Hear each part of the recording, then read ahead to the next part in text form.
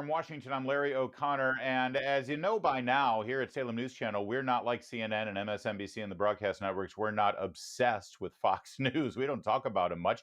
They do their thing, we do our thing. But today, huge news from Fox News as they have announced they're parting ways with Tucker Carlson, their primetime host for many years now, probably the highest rated show consistently on that network in every possible demographic. And they've announced that this is retroactive to last Friday. His last show, if you saw it, was last Friday. That's a big story. And it transcends media because Tucker Carlson was a voice of the American conservative zeitgeist for the last several years, really for the last several decades, with his appearances on cable news and his journalism, his work starting Daily Caller. So, what happened here and what's next? Well, let's bring in Stephen Miller. He's a media analyst extraordinaire over at Spectator. Stephen, wow, big story. Yeah, you're the first one to like get my phone right now. I'm on Skype is just going like notifications, whatever. I bet. Yeah, I don't know. Maybe he's running. I don't know what kind of going on. Generally, when something like this happens this suddenly, and I don't want to speculate, but Right. I mean, it's probably an issue with the network or content or something like that. So I guess that when It, we're it, recording this, I guess we'll just kind of wait and see. it couldn't have been a money thing because, I mean, of any show on that network, they're making money. They're making a ton of money Yeah. on the primetime program.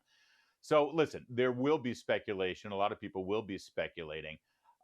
So why not go? I mean, you just half jokingly said he's running, but I got to tell you, I was at the Heritage Yeah, Foundation half 50th jokingly. anniversary dinner Friday night. He gave a speech that wasn't really an analysis of where we are in the media sphere. It was about where we are as a country, and he thinks that we're at a pivot point right now between good and evil in this country. I would at least like to see him involved in polling and maybe leave it at that right now. I mean, there's that's kind of been like a half joke for a while that Carlson's if he ran for president or they were thinking about it or he was talking about it. So again, I don't know how realistic it is where he's sitting down with Fox News executives and he's saying I'm gonna run and it's like well then you're out. Yeah. But I'd like to see him in polling. Just throw him in there and see what happens there. So The left, especially the left in the media, who, like I mentioned at the beginning, they're obsessed. Oh, it's weird to me that CNN and MSNBC spend upwards to 20 to 30% of their content yeah, talking about their competitor, talking about it's more Fox than News. that. Oh, it probably is more than that. They're going to speculate that this has something to do with the Dominion settlement over the post 2020 election discussion over doctored election, voter fraud, such. But if I remember right, Tucker was probably one of the most conservative and restrained hosts in prime time when it came to that topic. I would put CNN and MSNBC's Fox content higher than you would. I would put it up towards 50 or 60%. Okay, fair And enough. I mean, they needed, instead of covering Joe Biden, they needed a boogeyman. So, Trump was kind of their villain for, 5 years. And of course, now, they're not going to hit Biden. They're not going to cover Biden. They'll hire Biden's former, cabinet members. They'll hire his press secretary, but they're not going to cover Biden. They're not going to fact check him the way that they did Trump. So they went and they just kind of took an off ramp when Biden was elected, and they said, "Well, Fox News is now going to be our right wing boogeyman." Yeah. And so, why that is, or what happens now, or who replaces him, is going to be interesting to see if it signals a direction that they're going to go. This comes just a few days after letting go of Dan Bongino, who had a weekend show there. Is there a possibility, Stephen Miller, that there's sort of a new approach to how they? I don't think Dan Bongino and Tucker Carlson are really in the same league. They have very different Yeah. content. But is there a shift going on over at Fox? Possibly. I mean, they might have looked at the Dominion lawsuit and said, we can't operate this way anymore, or maybe they're changing editorial directions. I mean, possibly. I don't think that you just let go of the number one, the guy who's the highest rated cable news host in the country and has been for years, unless it's something that's pretty dramatic either way. Yeah. What about the economics of the media landscape right now? But listen, Salem News Channel is we're less than a year old, but we've stuck our necks out there and started a brand new streaming news service. There's a couple of others. People can get content direct to their devices or to their Roku or whatever device they use on their television. Could Tucker be going private and just sort of starting his own venture? Maybe. I mean, he did, like you said, he started Daily Caller, so it might be something where he's starting his own streaming, or like you said, an app, or he might be doing his own True Social at this point. Who knows? But yeah, I mean, you're right. The media landscape has changed, and we saw this with BuzzFeed News caving. R.I.P. Good riddance. And it's not what it's this cable model isn't really where it's at Yeah. today. And I mean, Carlson made that relevant for Fox for a few years, especially after Bill O'Reilly's exit. But you're right that even from 5 years ago, this is a completely different. It's a completely different monster of what you're seeing, like you said, with Roku, and there's private channels there, and just streaming apps. And of course, with the advent of Substack and independent blogging and independent vlogging and journalism, kind of like what you're doing here.